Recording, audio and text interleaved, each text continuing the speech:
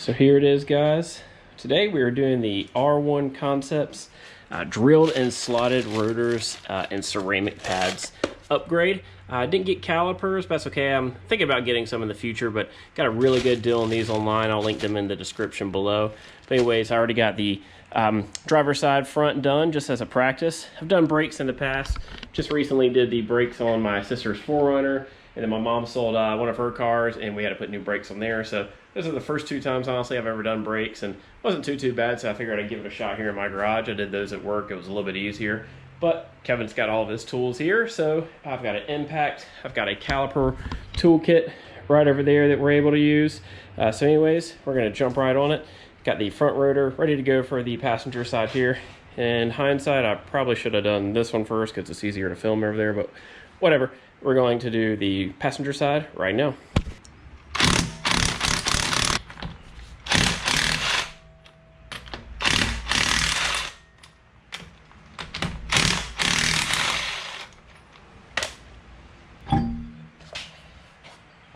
Got the wheel off. As you can see, my brake pads up front are completely destroyed on the back, so we'll check the front. I already know the other side, they were completely gone. And just like that, the rotor is also gone. I do have spacers on here, so we're gonna get these spacers off.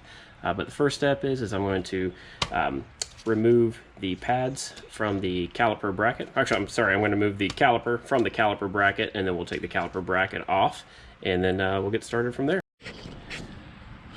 So to remove the caliper from the caliper bracket, you've got a 14mm bolt right here and another 14mm right under it.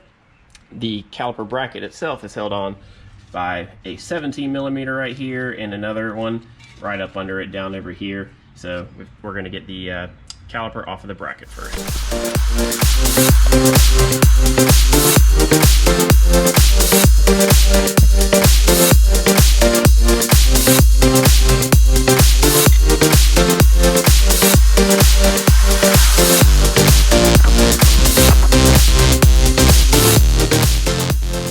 Alright, I finally got this top 17 off. Had to pull out a breaker bar, big torque wrench to get it out, and then I had to use the impact and came in at an angle like this to get the bottom one. But anyways, we're gonna get this bolt off and get this caliper off, take the spacer off, get the rotor off. I'll show you guys what the new brakes look like. Alright, so once you get those bolts loose, this will just come right off. As you can see, one of the pads already fell out, but as you can tell, this brake pad is pretty much down to the metal, which isn't surprising. I've had this car since 2017 and have not changed the brakes yet. So I'm going to get this old hardware off of there, and I'll show you guys the new one, and we'll show you how to put that on as well. Got the old brake pads off. Look at that. It is just straight down to the metal.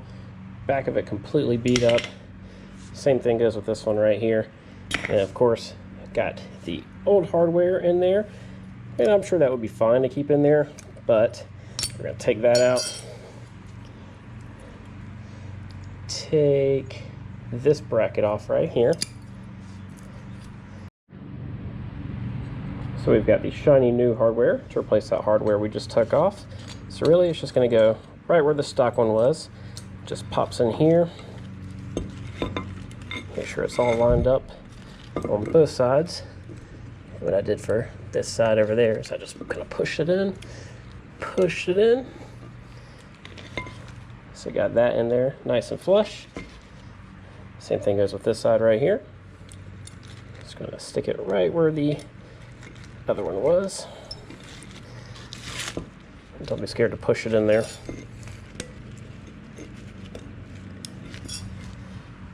So got both of the brackets on. Now we can get to the ceramic pads.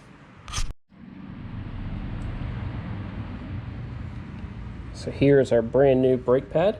This is a ceramic brake pad. As you can see, we're basically starting from scratch here. Completely new. Tons of, oh my God. So here we have our new ceramic brake pad. We're going to compare it to the one that we're replacing here. As you can see, I was all the way down. I don't know how my car was still stopping, and believe it or not, my car, the brakes, I don't ever remember squeaking at all. So, you know, I guess I don't overheat them or anything, but anyways, we're going to get this one in here. So this long piece of metal It's actually going to line up with the top part that we have here, just on this side. And just kind of push this side in like that. Same thing with this side.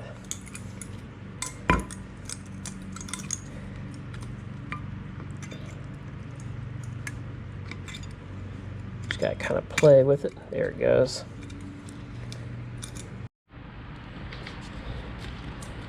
Alright, so I got that side on pretty easily. So I'm just gonna turn it around and do this side. And a really good way to kind of remind ourselves is make sure this curve is lining up with the curve of the caliper there. I got both the pads on, but I'll probably end up having to put them on while they're actually mounted on the car, just because they're going to keep falling off if I don't. Anyways, I have a spacer on my car, so we actually have to get the spacer off in order to get the rotor off. So we'll go ahead and get started on that.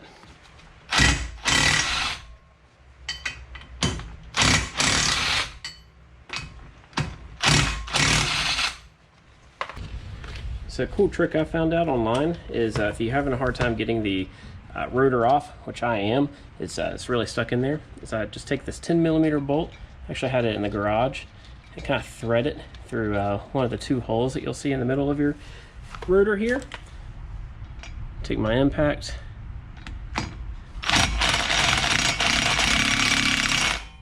and you're starting to notice that it's actually pushing it out. And we'll do it again for the bottom hole right here. Kind of thread it in there just a little bit. And then hit it with impact. And it actually is pushing the rotor out, and we can grab it and take it off just like that.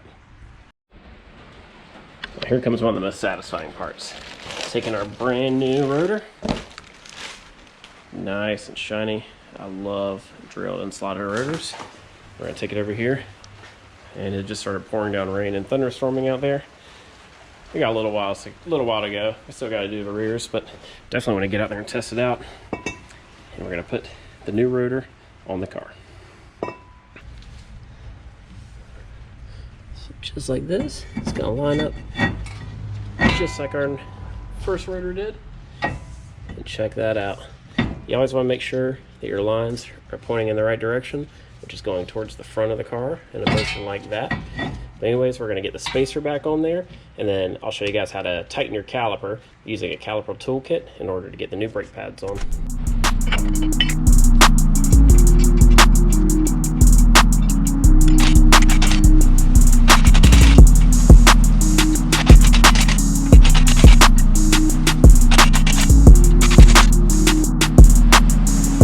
It is really raining and thunderstorming out there right now, which is fine because it really cooled me down in the garage.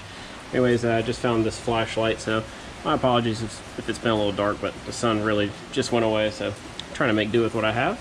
But anyways, I'm going to show you guys the next part, which is really cool. It's actually my first time playing with one of these, but what we have to do now is we need to get the caliper over the brake rotor and get the new pads on. But in order to do that, you'll see that the pistons on this caliper are all the way out. We actually have to compress those. Now there are tools that you can use to do this. I'm pretty lucky. I actually have a Caliper tool, which is this right here. Kevin has this over at my house, so pretty lucky, but I know that there are other ways to do this. I'm going to show you guys how to press this caliper in just using this tool. Trying to get the light as good as I can, and my apologies, the rain is really loud. But this part of the tool right here, it actually mimics a brake pad. I guess you could actually use a brake pad if you wanted to, but this is pretty easy because it just slides over the tool like this.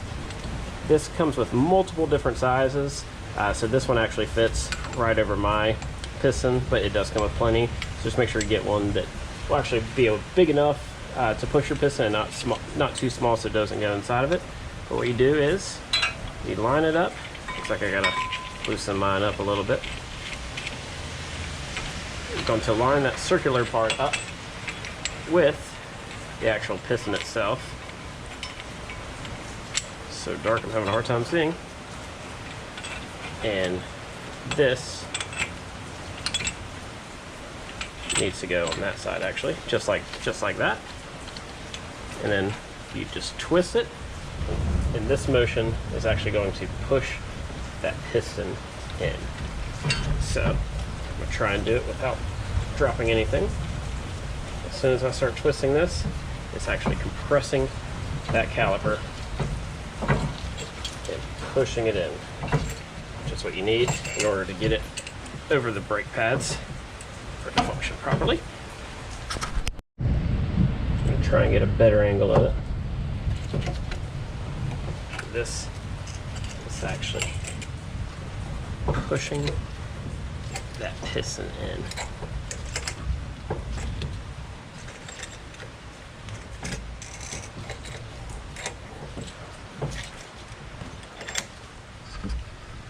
As you can see, this one is getting more compressed than that one. So I'm going to repeat that step for the other one, but you really want to make sure, what I just learned from that other side is you want to get it pressed in pretty good so you have some play room when you're putting it back onto the car. Alright, so I've got this one pressed all the way in. As you can see, the end of my tool is where this end of that actual piston is. So I'm going to take the tool off and do exactly the same thing to that side, and then we're going to put it back. So now that we have the pistons compressed, I'm going to put the caliper bracket back on the car, so to make sure that it lines up where the bracket mount holes are. And it's okay if it takes a second or two. So I'll make sure that's lined up. As you can tell, I took that front brake pad off. I kept the rear one on, this back there, and after I bolt this on, I'm going to put that other brake pad on here before I put the actual caliper on there. And just like that, got it all bolted up. Pads went on there just nicely. Got the caliper back on. Make sure everything was nice and tight. Okay, so I'll go ahead and show you guys the other side, which I did first. Driver's side. Looking way better. Just a little comparison here. This is what it looked like before and after. So definitely gonna look way better. Anyways, I think I'm gonna put the car down, get the wheels back on, and put the rear ones on, and we'll see how hard that is. All right, so I got them on the car, and I think it looks way sicker with the drilled and slotted rotors. Definitely pops out and doesn't look like a rusted brake hanging out back there. So we'll check out the other side, but couldn't help but show you guys. Anyways, I'm gonna get the car on the ground and do the rears. Went ahead and did the rear. I didn't film it because it was the exact same as doing the front, just the back. It was very easy. It actually only took me about maybe 10 minutes per wheel. This entire process has probably taken me about 3 hours or so in total. After I finished the front, I did one wheel in the back, and then had to go to the grocery store. See, there's always just somebody behind me. That's okay. I had to go to the grocery store, run a couple of errands, then came back and did the rear. Very easy. All I had to do was take off the wheel, take off my spacer, and then take off the caliper bracket, the caliper, drill the rotor out, put the new rotor on, repeat all those steps that we did on the front, put everything on and bolt it all together, make sure it's nice and tight.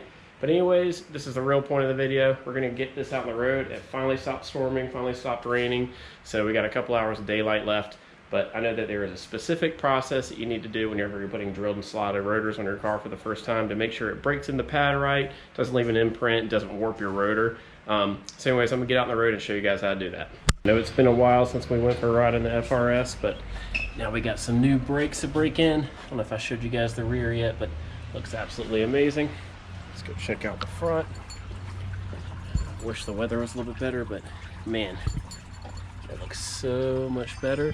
And I know that it's going to perform way better. Yes, I know my ring's going off. Anyways, let's hop in the car, take it for a ride. And yeah, like I was saying, there is a very specific process to breaking in your drilled and slotted rotors and ceramic pads. So let's go take a ride. Alright, so our first step is going to be going about 40 miles an hour. And we're going to do 5 moderate, or actually we're going to do 5 aggressive stops from 40 to about 10 miles an hour. We're never going to stop the actual car. So there we go, down 10. Oh, it's feeling good. Obviously I'm not gunning my car, I never drive it in automatic. We're going to do that, stop to about 10. There we go.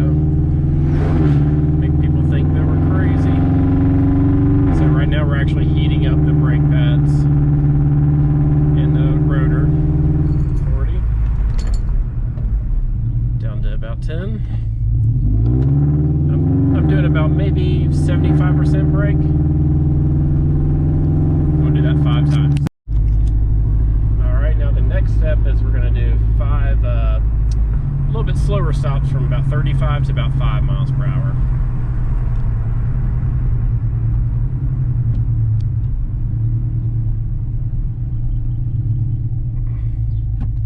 Somebody coming up behind me, so we'll continue that one in a second. So I had someone come up on me, and it says to never put your foot down on the brake while you're stopped. So what I'm gonna do is I'm gonna put it in neutral, pull the e-brake. All right, now we're not gonna be heating up the brakes or pulling the brakes down too rapidly. So we'll get back to our 35 miles per hour test.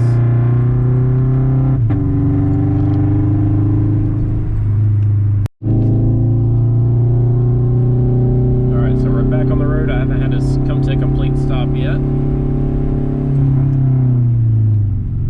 All the way down to 5.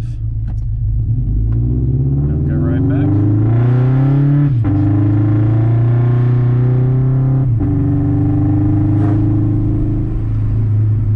Alright, went to about 35. And then we'll go all the way down to 5. The joys of living out in the middle of nowhere. It's very easy to do these brake tests.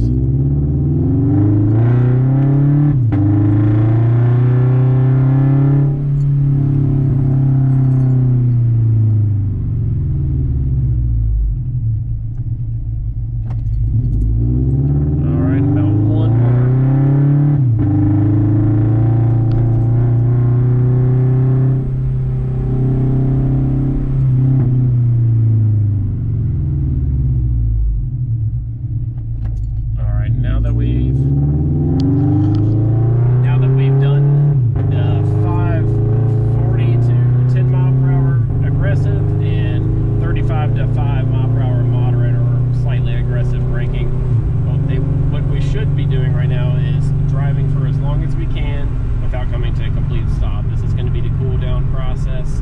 It's very important. The rotors are very, very hot, so if I come to a complete stop while they're very, very hot, and they're so fresh right now with those new ceramic pads, what it can do is it can actually leave an impression of the pad on the actual rotor itself, which can, one, look bad, but it can also warp the rotor. So since these are brand new, we're just going to drive out here for a little bit. I would say this is the most ideal conditions to drive in. It was better than the storm earlier. Plus, I live out in the middle of nowhere, and it's very beautiful. I got some good country roads, so I'm not going to take it too hard. I'm just going to go drive around, let the brakes cool down a little bit. I have to say that they are stopping very, very well, but I'll give you guys my overall impressions at the end of this video. Since I know it's been a while since you guys have been in here,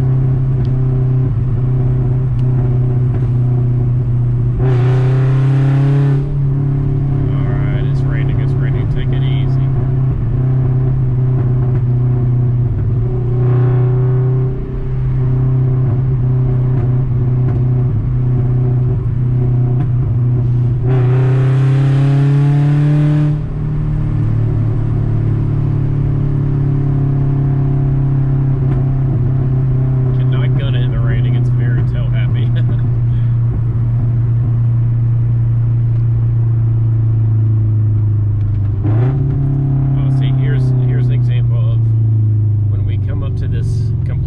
Right here, I should not be holding the brakes down. So right when I stop, I'm just going to put the car in neutral and not hit the brakes. And then when I'm ready to go, just put her back in gear. I'm just going to do a U-turn right here. This is kind of far from my house. Anyways.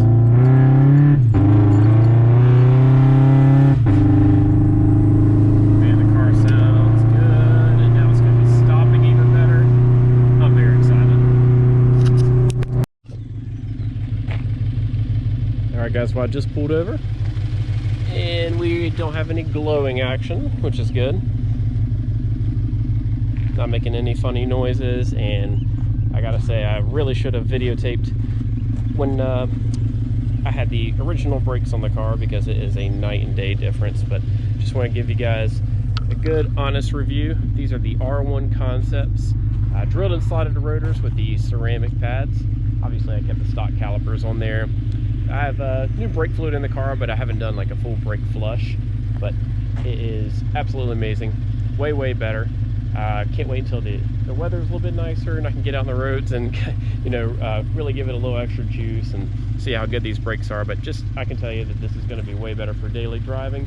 Seems like it's going to be a lot safer, the car stopping better, and obviously my pads were really bad before, but I highly recommend these R1 Concepts brakes. They're a great bang for the buck, especially if you're looking to go in the drilled and slotted rotors. Obviously I don't track my car very often, but just trying to get a little bit of the maintenance done to it. I know we're going very wide body very soon, but I had to do the brakes. Up next I have to do my spark plugs, the dreaded Subaru spark plug change. I've literally had those spark plugs since January, and I actually have had these brakes I think since the end of February, beginning of March maybe.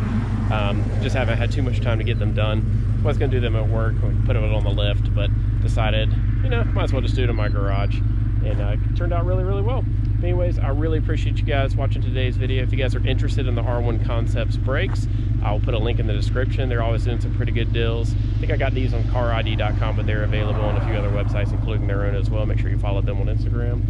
Thank you guys so much for watching. If you haven't already, make sure you hit that subscribe button, like this video. I'll see you guys in the next one. Peace.